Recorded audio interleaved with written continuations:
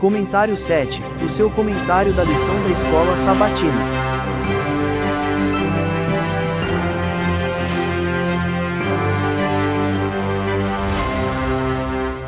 Oi, que bom a gente estar aqui de novo, né?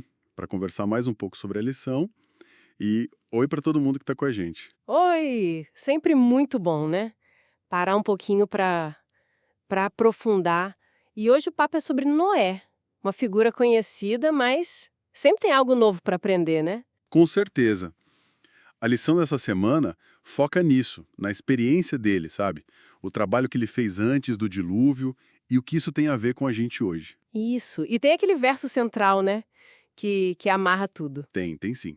É lá em Mateus 24, versos 37 a 39. É Jesus falando, né? Exato, ele diz: Pois assim como foi nos dias de Noé, também será a vinda do Filho do Homem. E continua, né? Que o pessoal comia, bebia, casava. Normal. Uhum. Vivendo a vida. É, vivendo. Até o dia que Noé entrou na arca e, assim, não perceberam nada só quando veio o dilúvio mesmo. E aí Jesus fala: assim será também a vinda do Filho do Homem. Puxa, é uma comparação muito direta, né? Ele conecta total os dias de Noé com, com o tempo do fim. Total. E a gente precisa pensar nisso. O estudo até lembra, né, que Pedro fala lá em 2 Pedro que o dilúvio foi real. Não é história, mito. Verdade. Não é lenda? Não.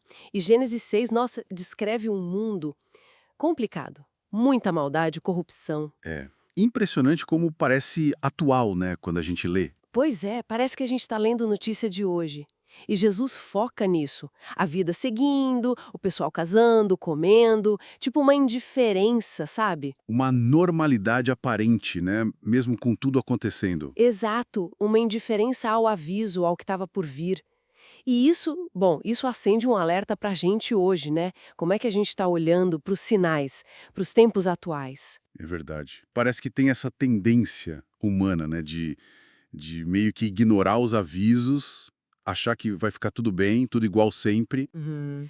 E aí, no meio disso tudo, surge Noé. Hebreus 11, verso 7. É demais. Fala que pela fé ele construiu a arca. Pela fé, mesmo sem nunca ter chovido antes, né? Imagina, movido por temor, por respeito a Deus. E essa fé dele, na prática, né, construindo o barco, acabou condenando o mundo. Mostrou o caminho certo. E ele se tornou herdeiro da justiça. Nossa, imagina a cena. O cara lá, construindo um navio gigante, no seco, e falando para as pessoas, por décadas. Pois é. E o que me chama muito atenção, assim, é a persistência. O material até fala, né? Evangelista por mais de um século sem resultado aparente. 100 anos é muito tempo. Muito. Pensa no desafio, pregar, trabalhar, avisar, por tanto tempo. E no fim, quem entra na arca? Só a família. Isso mexe com a gente, né? Como lidar com o desânimo, quando parece que o nosso esforço, sei lá, para compartilhar a fé, não dá em nada visível. É um ponto crucial. E o exemplo de Noé, parece que ele nos direciona para nossa parte, né? A fidelidade. Exato. O resultado, a colheita, como diz o estudo, isso é com Deus. Uhum. A obediência dele em construir, em avisar. Isso foi o testemunho. Continuar firme, sabe? Confiando, mesmo que ninguém pareça ouvir. A nossa tarefa é ser fiel naquilo que Deus pede para a gente fazer. É isso. É isso aí. E essa ideia de fidelidade, ela fica ainda mais forte quando a gente pensa naquele momento, né, simbólico, né, da porta da arca se fechando. Lembra a parábola das virgens, né? Em Mateus 25. O fim da chance, da oportunidade. Sim. O estudo até cita Ellen White, né, dizendo que Deus procura gente fiel para terminar a obra dele antes que esse tempo acabe. E isso conecta com aquela pergunta final do estudo, pensando lá em João 4, um semeia e outro colhe. Como que a gente mantém o ânimo, né, nesse trabalho de compartilhar a esperança, mesmo quando o resultado parece pequeno ou demora para vir? Olha, eu acho que a chave é entender o nosso papel, sabe? A gente é chamado para semear, com amor, e viver a mensagem claro. Sim, viver o que a gente fala. Exato. Mas o crescimento, convence quem transforma, isso é com o Espírito Santo, é com Deus. A história de Noé é um lembrete muito forte disso, que o sucesso, aos olhos de Deus, talvez não seja só número. Mas a disposição em obedecer, né, em perseverar. Isso, perseverar confiando nele.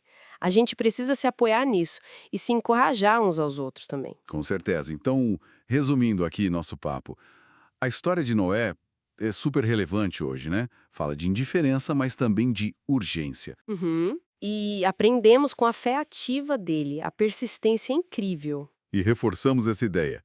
Focar na fidelidade do nosso trabalho.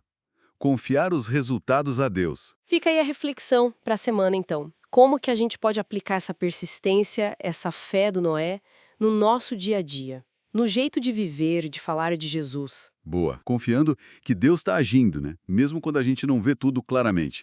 Que tal a gente orar rapidinho por isso? Vamos sim. Pai querido, muito obrigado pelo exemplo do teu servo Noé.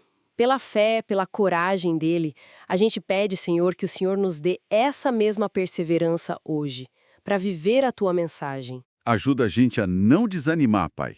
Quando as coisas parecerem difíceis ou os resultados pequenos aos nossos olhos. Que a gente possa ser fiel em tudo, Senhor, confiando totalmente no teu poder, no teu amor. É o que pedimos em nome de Jesus. Amém. Que essa conversa inspire a semana de todos nós. Até a próxima. Até lá, pessoal. Tchau, tchau.